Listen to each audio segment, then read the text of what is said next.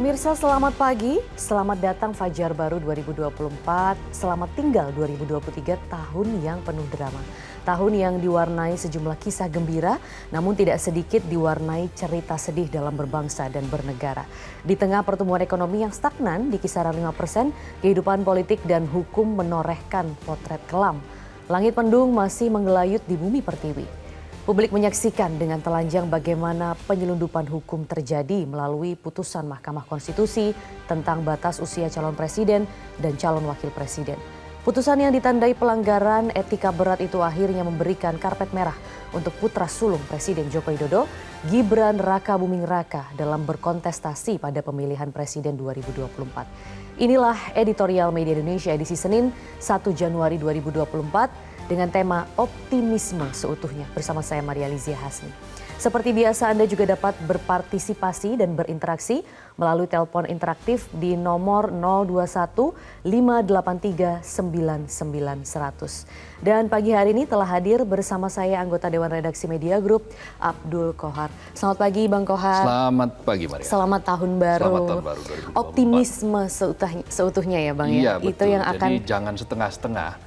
Jangan hanya jadi jualan dan jangan hanya jadi bualan, kira-kira begitu. Oke. Nah, tapi sebelum kita membahas mengenai optimisme seutuhnya di tahun 2024, mungkin kita akan melihat dulu sejumlah headline yang ada di media Indonesia pada hari ini. Untuk yang pertama ada gempa Sumedang. Ternyata ini karena sesar yang belum terpetakan ya Bang? Betul. Jadi seharusnya bisa dipetakan. Menyambut tahun baru dengan ada tragedi gempa ya. Kenapa gempa ini kita sebut sebagai tragedi? Karena terjadi di kota Sumedang, dan gempanya ini adalah gempa yang dangkal. Gempa dengan kekuatan 4,8 magnitudo. Baik. Kedalamannya cuma 5 km. Nah, sesarnya belum terpetakan, masih terus dilihat. Karena itu dengan adanya gempa ini maka BMKG juga melihat bahwa dengan begitu maka akan ketahuan sesarnya seperti apa. Tingkat antisipasi yang mesti dilakukan bagaimana.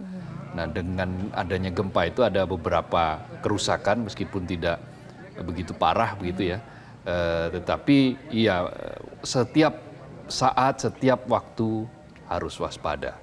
Karena kita berada di dalam tempat lokasi yang di bawah bumi kita ini ada sesar yang sabuk yang menghubungkan ya antara satu pulau dengan pulau yang lainnya gitu. Oke, iya. Apalagi juga karena rumah masyarakat di sana cenderung ini yang tidak tahan dengan gempa ya Bang? Ya, memang membuat rumah tahan gempa kan tidak murah. Nah, di situ persoalannya. Kita tahu bahwa kita hidup di wilayah yang rawan gempa, tetapi penghasilan masyarakat sendiri kan juga belum cukup untuk membangun rumah yang betul-betul tahan terhadap gempa. Nah, itu yang menjadi persoalan yang harus dijawab oleh negara, bagaimana menyejahterakan masyarakat sehingga dia bisa membangun rumah tahan gempa itu. Baik. Kemudian ada juga headline yang kedua di media Indonesia, pemirsa, ini mengenai penganiayaan relawan Ganjar Mahfud. Lagi-lagi ada pencorengan demokrasi ya Bang di sini, dan ini pernyataan dari Benny Ramdhani yang mengatakan bahwa penganiayaan ini mencoreng demokrasi lagi Bang. Ya betul, karena demokrasi itu kan tahan terhadap perbedaan. Menerima dengan ikhlas adanya perbedaan. Perbedaan itu macam-macam. Perbedaan pilihan salah satu diantaranya. Jadi ketika ada pihak yang tidak rela terhadap perbedaan dan menganggap bahwa perbedaan itu permusuhan, ya berarti dia tidak siap dengan kehidupan demokrasi. Karena demokrasi itu di mana-mana ya meniscayakan perbedaan. Perbedaan pilihan itu biasa. Perdebatan itu juga biasa. Tetapi kemudian perdebatan tidak boleh melahirkan perkelahian. Apalagi yang melakukan ini adalah oknum Tentara Nasional Indonesia Angkatan Darat gitu loh. Yang notabene mestinya berada pada posisi yang betul-betul di tengah. Netral ya. Netral. Nah, karena itu Benny Ramdhani sebagai anggota Barikade 98 yang juga tim dari Ganjar Mahfud meminta agar Panglima TNI menginvestigasi ini secara serius, memberikan sanksi kepada pihak-pihak yang memang patut diberi sanksi, ada 15 tidak-tidaknya, 15 oknum tentara yang sudah diproses, dan proses ini harus berlangsung secara terbuka dan diumumkan kepada masyarakat. Ya. Nah, ini kan awalnya kan karena video yang viral. Bayangkan kalau tidak viral gitu loh. Jadi terlalu banyak persoalan di Republik ini yang baru ditangani, baru Ketika serius viral. ditangani ketika viral. Ya, itu No viral, no sayangnya. justice. Kan kira-kira seperti itu. Mestinya tidak seperti itu. Dan apalagi publik sering mengkhawatirkan netralitas TNI Polri. Kita Ya. ingin percaya bahwa TNI Polri itu netral, tapi Ya, banyak sekali bukti-bukti seperti ini, Bang ya. Iya, itu mencoreng. yang mestinya sekarang mulai dievaluasi lah. Peristiwa sudah terjadi semacam ini, eskalasi sudah semakin meningkat. Pada titik ini, ketika wasit itu tidak netral, maka eskalasi itu akan mengkhawatirkan dan bisa terjadi bentrokan yang tidak diinginkan kan gitu.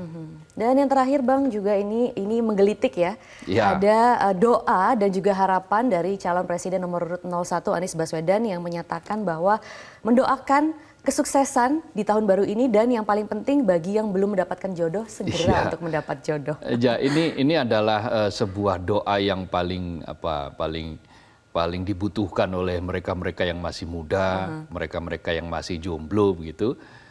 Tetapi intinya adalah ini kan harapan.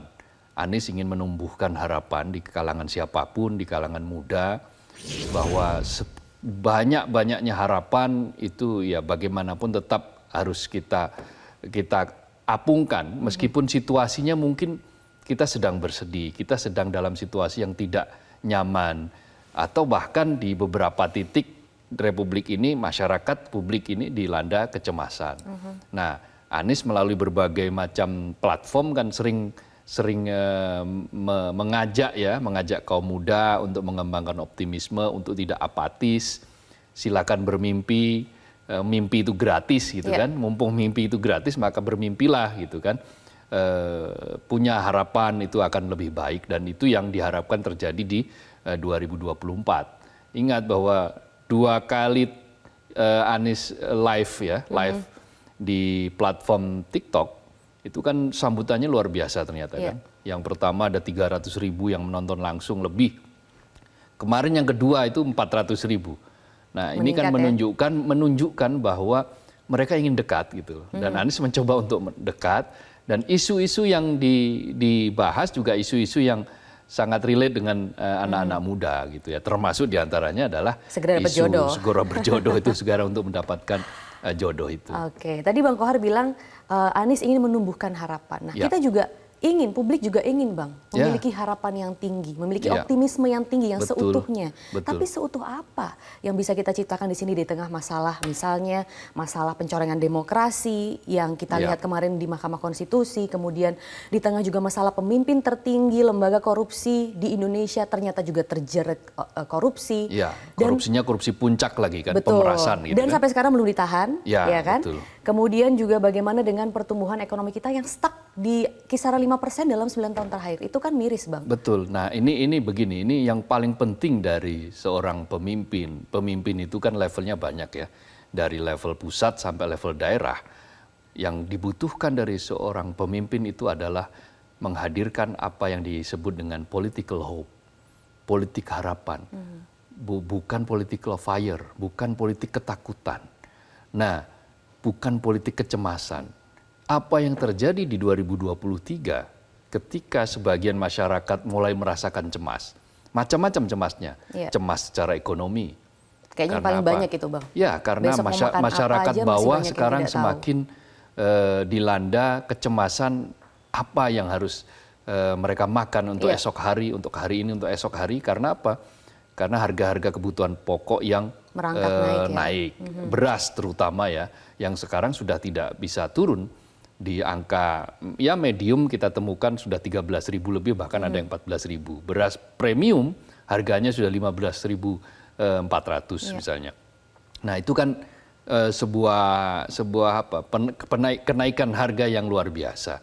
Nah, cemas juga karena takut berbeda. Ketika memilih berbeda, menyuarakan hal berbeda, ada yang mengintimidasi, ada yang mengotak-atik kasusnya, ya, ada yang mestinya tidak perlu dikasus menjadi dibuat kasus gitu. Nah, hal-hal semacam ini kecemasan-kecemasan semacam ini mestinya ditiadakan tuh di 2024 sehingga apa? Masyarakat itu, rakyat itu optimistis dan optimismenya itu bukan optimisme setengah-setengah nanggung, tapi itu optimisme yang seutuhnya, optimisme yang betul-betul memang dilandasi oleh keinginan bersama untuk mencapai keadilan, mencapai kemakmuran, menghilangkan ketakutan, bebas untuk berekspresi, bebas untuk berbicara, bisa mengkritik, bisa bersekolah, kan begitu, bisa membeli harga bahan-bahan pokok dengan terjangkau. Gitu. Oke, itu yang kita harapkan ya. Dan pemirsa, kita akan lihat juga ini ada tayangan mengenai optimisme seutuhnya.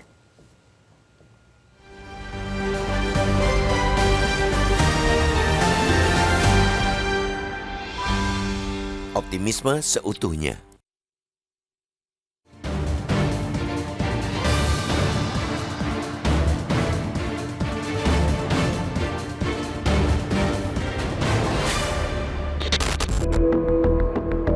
Selamat datang Fajar Baru 2024. Selamat tinggal 2023, tahun yang penuh drama.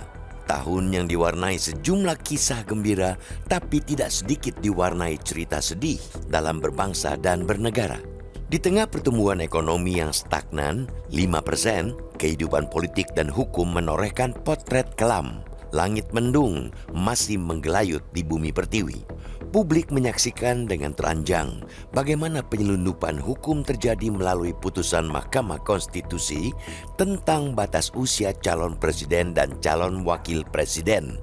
Putusan yang ditandai pelanggaran etika berat itu akhirnya memberikan karpet merah untuk putra sulung Presiden Joko Widodo, Gibran Rakabuming Raka, dalam berkontestasi pada pemilihan presiden 2024. Tidak kurang menyayat hati dan membuat marah publik ialah penetapan status tersangka Ketua Komisi Pemberantasan Korupsi Firly Bahuri yang diduga menerima suap sebesar 7,4 miliar rupiah.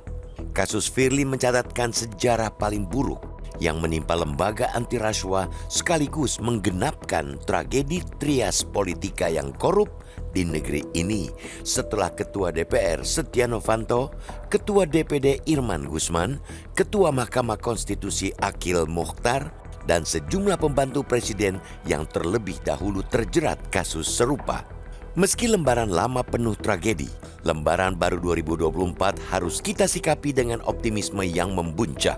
Optimisme yang tidak mudah memang apabila kita melihat berbagai tantangan pada tahun ini, seperti pesta demokrasi, pemilu pada 14 Februari untuk memilih presiden dan wakil presiden, anggota DPR RI, DPRD Provinsi, DPRD Kabupaten Kota, serta anggota DPD RI. Selanjutnya pilkada serentak untuk memilih gubernur dan wakil gubernur, bupati dan wakil bupati, wali kota dan wakil wali kota pada November. Pesta demokrasi yang akan menjadi ujian di negeri ini, apakah konsolidasi demokrasi di negeri ini semakin matang atau semakin rapuh? Optimisme akan hadir manakala anak bangsa ini mampu mengevaluasi dan menyadari kesalahan-kesalahan dalam mengarungi kehidupan berbangsa dan bernegara pada tahun lalu. Optimisme yang berlandaskan keinginan bersama untuk mewujudkan cita-cita bangsa ini sesuai amanat pembukaan Undang-Undang Dasar 1945, yakni melindungi segenap bangsa Indonesia dan seluruh tumpah darah Indonesia, memajukan kesejahteraan umum, mencerdaskan kehidupan bangsa, dan ikut melaksanakan ketertiban dunia. Dengan demikian, kepentingan bersama harus di atas kepentingan golongan. Hentikan jargon bergerak untuk rakyat pada pemilu 2024 apabila para elit politik tetap memiliki niat busuk menghalalkan segala cara demi merebut suara rakyat. Oleh karena itu, pemerintah dan aparaturnya, penyelenggara pemilu dan peserta pemilu harus seiring sejalan mewujudkan pemilu yang bermartabat, berintegritas dan berkualitas, sehingga hasil pemilu benar-benar memberikan legitimasi politik yang kukuh untuk kepemimpinan nasional berikutnya. Apabila pesta demokrasi berjalan jujur, adil, bebas, dan rahasia, maka akan berdampak pada sektor lain. Pasalnya, pertumbuhan ekonomi yang dipatok pemerintah pada tahun ini sebesar 5,2% memerlukan tumbuhnya kepercayaan dari rakyat, pelaku usaha, dan investor asing. Presiden Jokowi harus memastikan para pembantunya bekerja sesuai dengan tupoksinya, terutama di jajaran ekonomi, untuk menjaga daya beli rakyat, ketersediaan bahan pokok, dan memitigasi geopolitik yang berdampak pada ekonomi global. Tahun 2024 adalah ajang pembuktian apakah Presiden Joko Widodo mampu memberikan legasi besar pesta demokrasi yang sukses, riang gembira, dan tanpa kecurangan. Selain itu, Joko Widodo harus menghela kereta pertumbuhan ekonomi dan sektor-sektor lain tetap stabil. Rakyat ingin optimisme yang seutuhnya, bukan optimisme sekadar jualan dan bualan.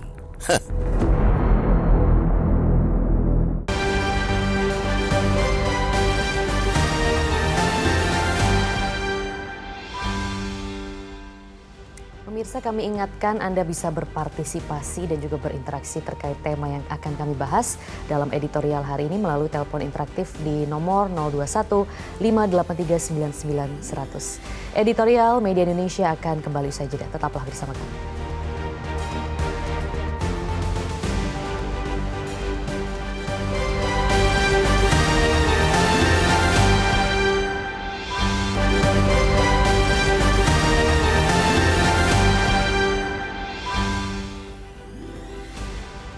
Dan pemirsa, untuk membahas mengenai tema editorial hari ini, kita telah terhubung melalui sambungan telepon dengan Rektor IPB, Profesor Arief Satria. Prof. Arief, terima kasih atas waktunya. Selamat pagi. Selamat pagi. Ya, Prof, mungkin kita ingin tahu optimisme seperti apa yang masih kita bisa harapkan di tahun 2024 ini? Saya kira optimisme harus terus kita gaungkan ya, karena memang yang penting bagi bangsa kita ke depan adalah satu optimisme, dua kepercayaan diri. Ini modal bagi kita untuk membangun.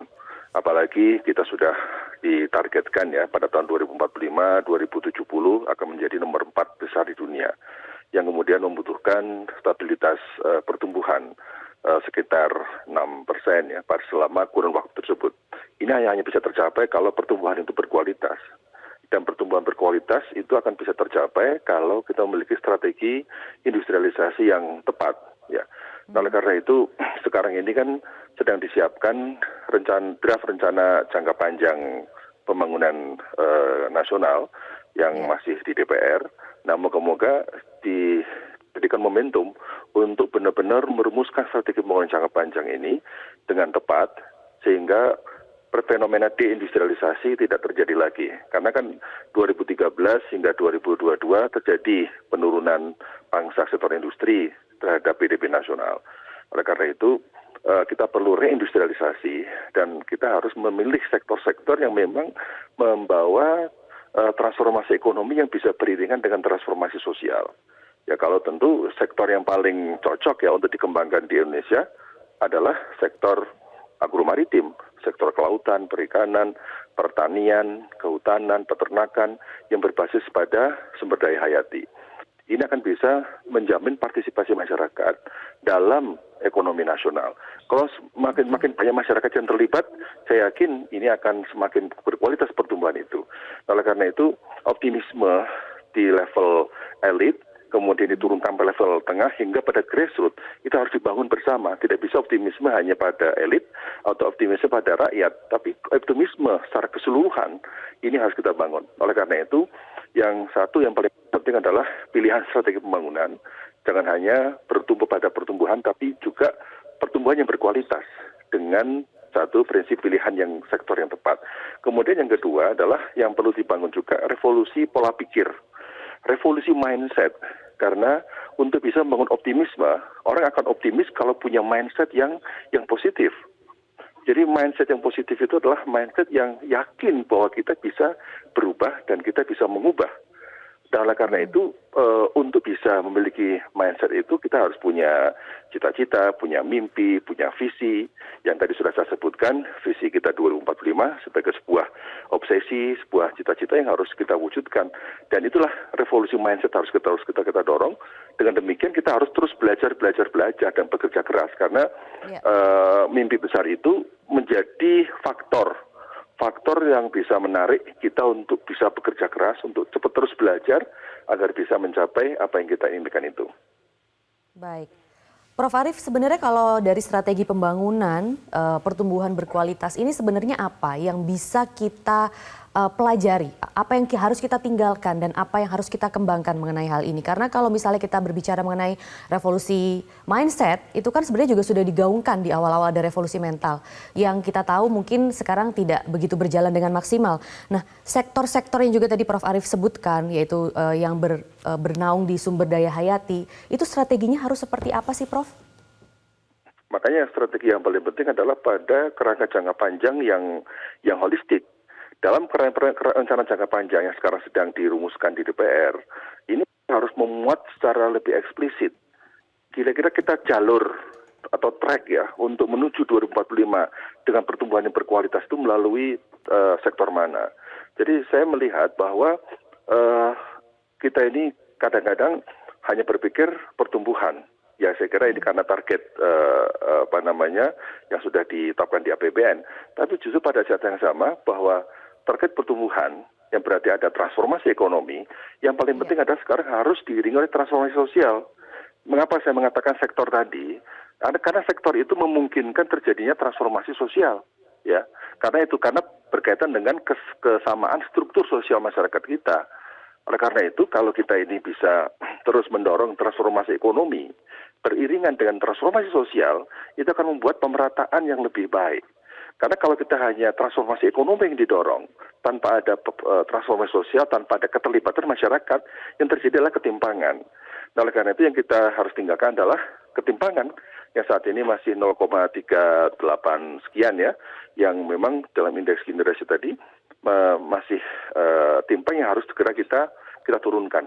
Jadi semangat untuk mengatasi ketimpangan itu merupakan bagian dari kebersamaan kita sebagai bangsa Indonesia, dan apalagi tadi sudah disebutkan bahwa tujuan kita bernegara kan memajukan kesejahteraan umum. Dalam konstitusi, memajukan kesejahteraan umum itu sebagai sebuah tujuan yang memang harus dijabarkan betul dalam strategi jangka panjang dan juga strategi jangka menengah. Jadi saya kira ini adalah 2024 harapan baru yang harus kita bangun adalah harapan, optimisme, kemudian kepercayaan diri sebagai bangsa sehingga kita benar-benar menjadi bangsa besar. Baik, bagaimana kita bisa membangun tadi revolusi pola pikir yang baik begitu ya di tengah banyaknya ketimpangan yang masih ada kalau begitu? Ya oleh karena itu semangat itu harus dari berbagai pihak. Jadi revolusi pola pikir ini saya kira sekali lagi bukan hanya pada kalangan elit, tapi dari seluruh masyarakat. Masyarakat harus juga punya mimpi, masyarakat juga harus punya cita-cita. Nah ini bisa terjadi kalau misalnya seluruh sistem di swasta, di kampus, di pemerintahan, di apapun, saya kira sistem sistem yang buka opportunity ya bagi semua orang untuk mengalami mobilitas vertikal, ya ada harapan orang untuk bangkit, ada harapan orang untuk bisa naik, ada harapan orang bisa maju. Saya kira itulah yang harus kita bangun. Jadi ekosistem yang harus kita sekarang ciptakan adalah ekosistem yang menjadi semacam kayak culture of greed ya. Jadi budaya orang untuk kerja keras, budaya orang untuk bekerja dengan passion yang sangat tinggi. Nah oleh karena itu tadi ekosistem itu bisa menciptakan culture of greed. Jadi kultur kita ini harus benar-benar dibangkitkan, dan itu memang paling penting ya. Satu, kita harus sentuhan berbagai level. Pada level elit, siapapun di berbagai bidang apapun harus memberikan keteladanan. Pada level menengah, pada level grassroots. Jadi ini sebuah gerakan bersama. Sebenarnya gerakan revolusi mental yang terus sudah digaungkan itu kan sebuah terobosan yang sangat bagus ya. Nah sekarang kita perlu lanjutkan dengan revolusi mindset, revolusi pola pikir yang bisa membawa optimisme. Jadi bahwa kata Mbak Maria mengatakan optimisme seutuhnya itu adalah bisa terwujud kalau kita punya mindset yang positif tadi. Jadi saya kira media juga punya peran untuk terus membangkitkan harapan-harapan, membangkitkan mimpi-mimpi kita akan menjadi sebuah bangsa besar. Baik, bagaimana bisa melanjutkan revolusi mental itu tadi kalau sebenarnya kita tidak pernah benar-benar merasakan perbaikan dari pola pikir sebenarnya ya Prof ya. Tapi mungkin kita juga ingin tahu bahwa permasalahan yang saat ini sedang terjadi adalah daya beli makin merosot, kemudian harga pangan ini terus naik. Nah itu sebenarnya yang terus dikhawatirkan oleh masyarakat dan juga sangat membebani pertumbuhan ekonomi kita. Bagaimana Prof menilai hal ini? Jadi, ini kan variabelnya banyak. Saya kira variabel global juga berpengaruh. Karena variabel perang, kondisi geopolitik internasional, Ukraina dan Rusia, yang kemudian mereka menyimpan kurang lebih 30% dari perdagangan gandum, kemudian sekarang banyak negara-negara yang menahan ekspor, kemudian juga situasi perubahan iklim, yang memang masih terus kita bertarung untuk bisa melakukan adaptasi dan mitigasi, itu variabel-variabel makro berpengaruh, Mbak. Jadi kita tidak hanya berhadapan dengan variabel internal, tapi variabel eksternal harus kita lakukan. Oleh karena itu, semangat untuk memperkuat kemandirian pangan ini menjadi keniscayaan. Ini sudah lagi menjadi keharusan. Kenapa? Karena semua negara sekarang berpikir tentang kemandirian pangan. Semua negara berpikir tentang menahan stok pangannya untuk kebutuhan domestiknya. Nah kita sehingga sekarang yang namanya perdagangan bebas sudah tidak realistik lagi. Justru kemandirian pangan menjadi sangat realistik melihat kondisi global itu. Oleh karena itu dengan kondisi alam kita yang lebih memungkinkan untuk bisa membangun kemandirian pangan, itulah perlu roadmap yang lebih sistematis, peta jalan yang lebih terukur untuk bisa membuat kemandirian pangan itu terwujud. Dan saya yakin kita sangat bisa karena kita ini punya sumber daya hayati yang luar biasa. Itulah perlunya inovasi, perlu teknologi, perlu riset. Dan tren di dunia, negara-negara maju itu, riset dalam bidang pertanian itu selalu tinggi. Trennya selalu meningkat. Kenapa? Karena negara-negara maju sadar bahwa mereka butuh pangan. Singapura, negara kecil saja, sekarang sudah mulai berpikir tentang kemandirian pangan, bayangkan. Sehingga menanam di atas bangunan, menanam pohon di atas jembatan, menanam. Jadi bagaimana sekarang itu kemandirian pangan itu sudah menjadi tren pada siapapun termasuk negara-negara yang tidak memiliki sumber daya alam yang baik. Nah, kita dianugerahi sumber daya alam yang melimpah ini harus mewujudkan rasa syukur kita dengan strategi yang tepat.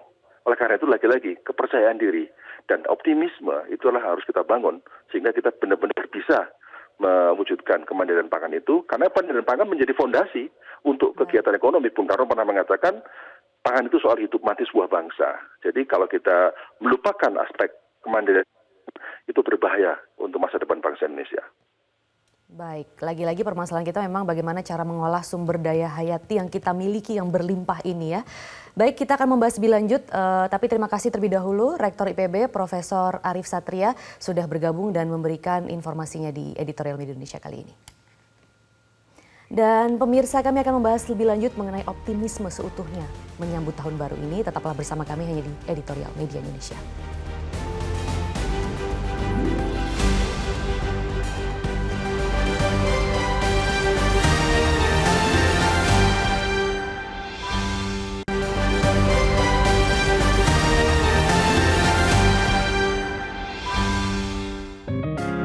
Media Indonesia mengajak Anda untuk mengakses fitur premium e-paper.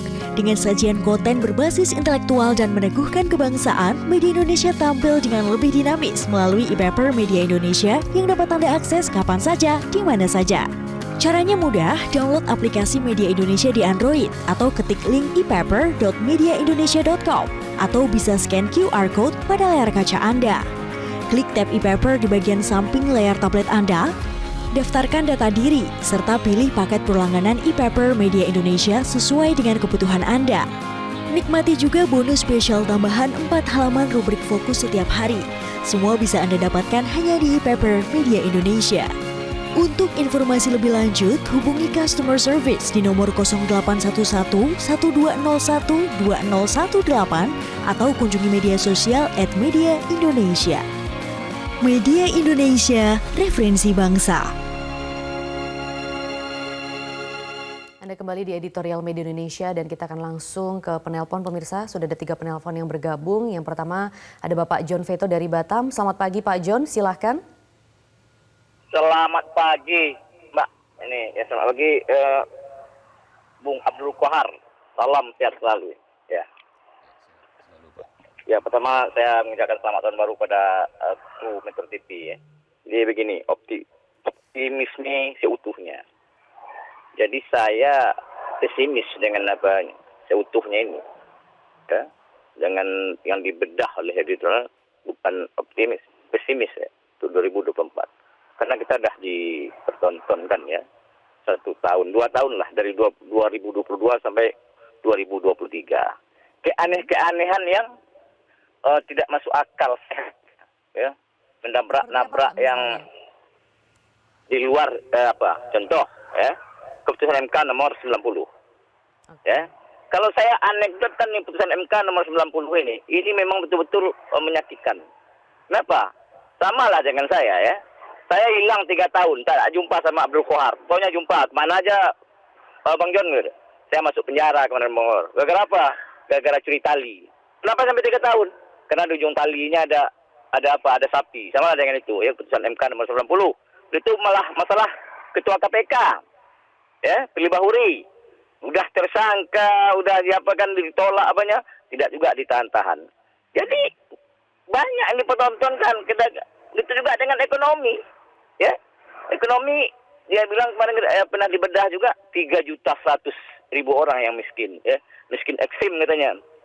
Ya, ada juga saudara kita yang membedah perutnya karena tidak sanggup membeli beras. Nah, ini lagi mulai nih beras nih sekarang nih susah betul, mahal betul harganya. Akan apa? Tapi diiringi lagi, ditambah lagi dengan kebodohan, dengan bansos lah inilah itu, teraskin. Jadi trennya itu tidak ada untuk kita optimis itu saya, tapi kecuali ya ada perubahan total di kepemimpinan nasional, itu aja saya yakin itu. Tapi kalau tidak ya tidak, kayaknya aja kita tambah parah kita, yakin saya. Baik. Baik, apalagi kami catat, berkecamuknya perang di Ukraina, di Israel belum apa. Kita itu aja alasannya nanti. Ya, tapi kita berharap juga lah, mudah-mudahan 2024-nya ada perubahan total. Itu aja yang saya harap. Terima kasih banyak. Assalamualaikum warahmatullahi wabarakatuh. Baik, perubahan total di kepemimpinan nasional ya. Terima kasih Pak John Veto dari Batam. Selanjutnya penelpon berikutnya dari Banjarmasin, Bapak Tasrik Usman. Selamat pagi Pak Tasrik, silahkan. Selamat pagi Maria, selamat pagi Bang Kohar. Assalamualaikum warahmatullahi wabarakatuh. Waalaikumsalam warahmatullahi wabarakatuh. Yang pertama kita bersyukur kepada Allah Subhanahu wa taala bahwa bangsa kita, seluruh rakyat kita sudah diberi panjang umur untuk masuk pada 2024. Saya hubungkan dengan judul editorial hari ini, yaitu kita harus optimisme seutuhnya ya. Bang Kohar, 2023 menurut catatan saya bangsa kita banyak musibah-musibah yang terjadi. Justru yang terjadi itu adalah di tingkat bagaimana kehidupan berbangsa dan bernegara kita, misalnya di bidang hukum. Ada penyeludupan hukum di MK. Kemudian di KPK yang selama ini yang kita harapkan menjadi penegak hukum anti rasuah, ternyata ketua Pak Firly juga bermasalah. Kemudian harga-harga bahan pokok kita makin meningkat, sementara daya beli masyarakat rendah. Janji tentang pertumbuhan ekonomi 7% tetap sampai sekarang hanya berada di 5%. Mestinya membangun bangsa itu, Bang Kohar, itu seluruh perencanaan pembangunan itu harus bottom up ya, bukan top down. Artinya penggunaan anggaran ini jangan digunakan semaunya pemimpin atau penguasa atau rezim, di mana sistemnya hanya serampangan, tidak berbasis untuk kepentingan masyarakat. Nah, kemudian juga saya melihat bahwa kepentingan politik ini sudah masuk kepada sistem rejim yang ingin berkuasa dan bahkan membangun dinasti. Ini juga akan sangat membahayakan. Tetapi saya mengajak seluruh rakyat Indonesia, hanya hitungan bulan lagi kita akan memasuki pesta demokrasi. Mudah-mudahan kita diberi Allah pemimpin yang adil, yang jujur, yang bisa membawa bangsa ini ke depan dan memberikan optimisme bagi kita semua. Terima kasih. Assalamualaikum warahmatullahi wabarakatuh. Baik, terima kasih Pak Tasrik, lagi-lagi mengharapkan perubahan di kepemimpinan nasional ya. Memang di tahun pemilu ini. Kita ke penelpon berikutnya, penelpon terakhir yaitu dari Konawe Selatan. Pak Ahmad, selamat pagi. Silahkan Pak. Selamat pagi Bu. Ya. Begini, silakan Bu. Pak Ahmad. Iya. Rasanya optimisme itu agak jauh Bu, karena dari harapan masyarakat. Karena pemerintah mempertontonkan drama-drama hukum yang sangat-sangat tidak masuk akal, Bu. Bagaimana mungkin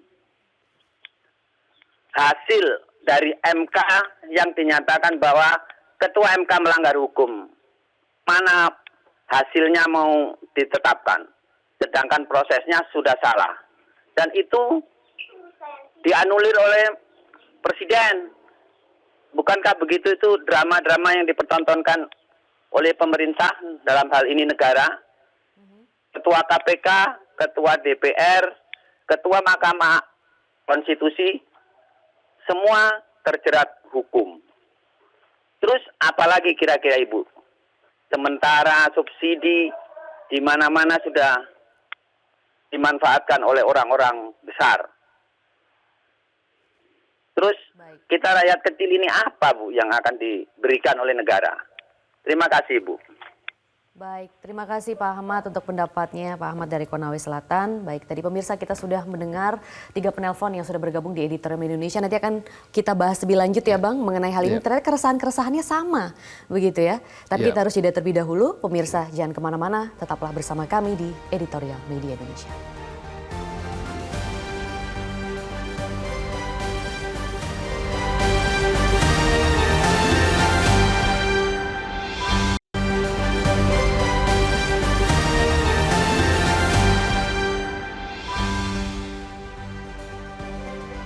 Anda kembali bersama kami di Editorial Media Indonesia dan masih bersama dengan saya Dewan Redaksi Media Group Abdul Kohar di sini. Bang Kohar, tadi kita sudah banyak sekali mendengarkan penelpon yang ternyata keluh kesahnya sama, masih belum bisa move on dari putusan MK, kemudian juga tercengang dengan pimpinan KPK yang juga terjerat anti korupsi dan pertumbuhan ekonomi yang janji palsu ya, 7% awalnya bilangnya, tapi sampai sekarang stuck di 5%. Ya, kalau disebut itu sebagai janji palsu mungkin agak terlalu ekstrim ya, karena memang ada beberapa indikator-indikator yang menyebabkan sehingga capaian 7% itu nyaris mustahil. Tetapi memang optimisme yang dibangun ketika awal-awal dulu berkampanye dengan 7% itu tidak meletakkan pada basis di mana bahwa kita di tengah jalan ada berbagai kemungkinan-kemungkinan. Makanya ketika ada pandemi kita akan menjadi kesulitan. Dan sebetulnya bisa kita trace dari ke belakang, sejak reformasi itu belum pernah kita mencapai pertumbuhan yang sangat tinggi di angka 7%. Dalam rata-rata ya, dalam kurun waktu yang agak panjang, 5 tahun misalnya. Tidak pernah. Nah, ini mestinya mematok pada progres untuk pertumbuhan ekonomi, ya harus realistis, satu itu. Kemudian yang kedua, kualitas pertumbuhan ekonomi juga harus ditingkatkan. Itu kan yang tadi menjadikan persoalan dan dikatakan oleh Prof. Arief. Dari mana letak kualitas itu? Kita bisa lihat sajalah manufaktur, sektor manufaktur. Kontribusi sektor manufaktur atau industri terhadap PDB itu di tahun-tahun 2003-2002 itu masih sekitar 29%. Masih di angka itu. Kita bahkan pernah mencapai 30% lebih. Tapi sekarang kontribusi industri manufaktur itu 19%. Sebagian analis mengatakan telah terjadi deindustrialisasi. Meskipun itu selalu disangkal ya, karena terbukti memang katanya ada yang tumbuh. Tetapi kalau kita lihat fakta di lapangan, banyak industri yang kemudian akhirnya bangkrut. Kita lihat saja industri tekstil. Industri tekstil di Bandung itu, atau di beberapa tempat lah, bukan hanya di Bandung, di Jawa Barat, di beberapa tempat. Sekarang banyak yang gulung tikar, karena apa? Produknya kalah bersaing daripada tekstil impor dari Cina, dari Tiongkok, yang harganya, waduh, sangat-sangat murah. Dan itu pasti tidak bisa bersaing. Mengapa bisa murah? Ya karena sebagian ada yang diselundupkan, sebagian lagi memang karena di pabriknya di Tiongkok sana sendiri sudah disubsidi. Listriknya disubsidi, bahan-bahannya disubsidi oleh negara, ya pasti akan kalah. Sementara di Indonesia, para pengusaha tekstil, industri tekstil kita menghadapi berbagai macam kendala. Kendala yang namanya pungli lah, kendala yang macam-macam, terlalu banyak kendala sehingga sulit untuk bersaing. Itu yang terjadi. Nah, karena itu harus ada reindustrialisasi. Ya. Dan itu harus pijakannya harus dimulai saat ini karena kita berada dalam situasi yang sangat alarm bahaya ini kalau terus-menerus sektor manufaktur kita, industri kita itu terus-menerus jatuh, maka akan menghasilkan ledakan pengangguran yang tidak mampu diserap oleh industri karena industri kita semakin jatuh. Sudah industri kita semakin jatuh, kondisi lapangan yang lain yang tadi disebut sebagai bagian agromaritim, ya, baik itu pertanian, kelautan, nelayan, sekarang juga sedang menghadapi problema yang luar biasa. Petani kita menghadapi lahan yang semakin sempit, menghadapi perubahan iklim yang luar biasa, menghadapi gejolak harga pupuk, sulitnya mendapatkan pupuk, sehingga bertani, menanam padi itu tidak menarik bagi mereka. Harga gabah kering panen tinggi, tetapi uangnya sudah habis digunakan untuk membayar ketengkulak kan gitu. Karena mereka tidak punya kekuatan untuk membangun pertanian ini berdasarkan apakah itu riset, membuat koperasi, kelompok tani yang mampu menopang mereka, yang pupuknya tersedia, akses mereka menuju pasar itu lebih mudah. Hal-hal semacam ini sejauh ini masih menjadi kendala. Oke, Nah, makanya kita apakah butuh itu revolusi pola pikir itu tadi ya, Ya, yang juga disebut. yang Prof. Arief. revolusi pola pikir harus dimulai dari elit. Karena dari elit lah ini yang nanti akan mampu menggerakkan semuanya. Jadi revolusi pola pikir dari elit itu jangan hanya berpikir tentang kekuasaan, mempertahankan kekuasaan, melanjutkan kekuasaan. Kalau ada yang harus diubah dan rakyat butuh banyak hal untuk diubah, ya lakukan evaluasi, lakukan perubahan. Supaya apa? Supaya harapan itu tetap tumbuh, optimisme itu tetap mengapung begitu loh. Nah, jangan sampai kemudian rakyat justru ketika dia menyuarakan kritisisme, menyampaikan evaluasi atas berbagai hal, lalu ditakut-takuti. Ada yang mencoba untuk memberikan bantuan kepada gerakan-gerakan yang akan membuat perbaikan-perbaikan, itu malah dicurigai, bisnisnya dihambat. Jadi ketika ada yang mau evaluasi, jadi malah seperti itu begitu ya, Betul, Bang? nah itu kan artinya politik kecemasan itu, bukan politik harapan, bukan political hope, tapi yang ada adalah political fire gitu kan, ketakutan, kecemasan.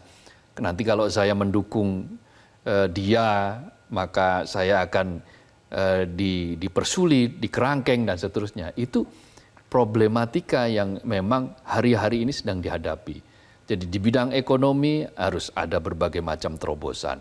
Bagaimana memikirkan industrialisasi, bagaimana tadi itu menuju kemandirian pangan. Ya. Kemandirian pangan itu bukan persoalan yang betul-betul persoalan hari ini saja. Sebetulnya persoalan ini sudah lama. Sudah lama digaungkan, Bahkan sudah lama tadi, ingin dicapai. Betul, Prof. Arief itu mengatakan dunia global sekarang itu sudah memproteksi diri mereka masing-masing. Perdagangan bebas di bidang pangan itu nggak ada sekarang. Amerika memproteksi diri, India memproteksi diri. Jadi ancaman krisis pangan itu nyata ya, ya, Bang Kohar? jadi ketika perang Rusia-Ukraina, lalu baik Rusia maupun Ukraina menahan 30% ekspor gandum, itu diikuti oleh yang lain, dalam bentuk yang lain pula. Misalnya apa? India yang mengonsumsi beras dengan produksi beras 124 juta ton per tahun, sekarang terpaksa harus mengerem ekspor beras non basmatinya ke seluruh dunia dengan menyetop bahkan sampai batas waktu yang belum ditentukan. Kenapa? Karena ingin mengamankan pasokan di dalam negeri. Thailand juga sedang mengurangi ekspor beras ke global, ke dunia, karena juga ingin mengamankan pasokan dalam negeri. Singapura tadi disebut karena sadar bahwa dia kesulitan mencari beras, maka menanam dengan cara teknologi di atap rumah dan seterusnya, yang itu sebetulnya beberapa kali kita sudah pernah lakukan di tempo dulu, zaman dulu. Makanya dulu kan ada yang namanya VUTW. Nah, ini singkatan bahasa Indonesia, ini bukan bahasa Inggris. Varietas unggul tahan wereng. Nah, itu kan zaman Orde Baru ada itu. Itu artinya apa? Pangan kita juga ditopang oleh riset yang memadai. Selain itu pupuk juga mudah didapat. Sehingga harapan itu setiap ketika tahun berganti, itu optimisme itu meluap-luap, tumbuh. Oke. Nah, Mengapa sekarang ini sulit, kita, Bang? Kenapa? Mengapa tahun-tahun ini semakin ya karena sulit? Gitu? ada terlalu banyak jejak yang tadi disebut sebagai drama yang mengiringi tahun 2023. Ya di bidang politik kita saksikan orang cemas. Ketika mengkritik Indonesia dia perlu menggunakan kata-kata Konoha dan Wakanda misalnya. Di bidang hukum kita menyaksikan secara telanjang di depan mata bagaimana hukum bisa ditekuk gitu, bagaimana hukum bisa digunakan sebagai alat untuk memukul lawan. Nah, hal-hal semacam ini kan kemudian menimbulkan orang itu pesimistis. Berkali-kali misalnya dikatakan tidak cawe-cawe, akan netral dan seterusnya, tapi faktanya cawe-cawe dan tidak netral. Nah, kalau apa yang sering disampaikan kemudian berbeda dengan apa yang dilakukan, maka ini akan mengurangi optimisme ini. Oke, baik. Ini optimismenya jadi optimisme setengah-setengah. Setengah-setengah ya, bukan padahal yang kita inginkan seutuhnya. Seutuhnya. Karena dengan optimisme seutuhnya, yang untung siapa? Indonesia. Dan kita bisa mencapai itu tadi hal-hal yang kita inginkan, pertumbuhan ekonomi 7%. Jadi itu sebenarnya bukan janji palsu, bisa direalisasikan ya Bang ya? Bisa kalau kita melakukan itu sebagai sebuah gerakan bersama, berpikir positif bersama, bergerak dalam rule yang sudah ditentukan secara bersama-sama untuk apa? Untuk perbaikan Indonesia, untuk mencapai kemakmuran Indonesia, keadilan Indonesia, kesetaraan Indonesia. Baik, kalau begitu apa yang bisa diperbaiki untuk pemerintah yang akan ada di masa depan? Karena tadi kan juga penelpon kita mengatakan pergantian kepemimpinan nasional itu yang ditunggu. Dan juga bagaimana masyarakat juga harus meresponnya dengan optimisme seutuhnya. Iya kan pemerintahan sekarang usianya tinggal sekitar 9 bulan. Ya, hitungan bulan. 9 bulan sampai 10 bulan lah. Tetapi itu tentu saja bukan waktu yang pendek untuk melakukan banyak hal.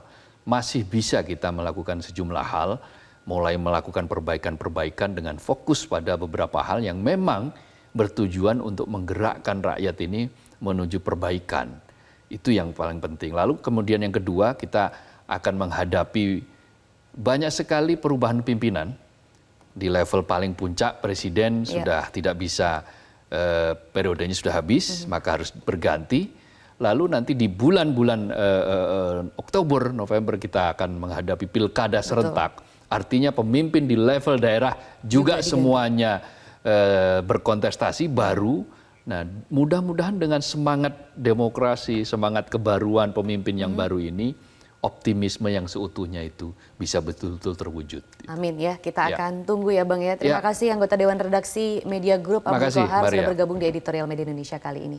Dan pemirsa, tahun 2024 adalah ajang pembuktian apakah Presiden Joko Widodo mampu memberikan legasi besar, pesta demokrasi yang sukses, riang gembira dan tanpa kecurangan. Selain itu Presiden Joko Widodo harus menghela kereta pertumbuhan ekonomi dan sektor-sektor lain tetap stabil. Rakyat ingin optimisme yang seutuhnya, bukan optimisme sekedar jualan dan bualan. Demikian Editorial Media Indonesia kali ini. Saya Maria Lizzie Hasni, terima kasih atas kebersamaannya. Sampai jumpa.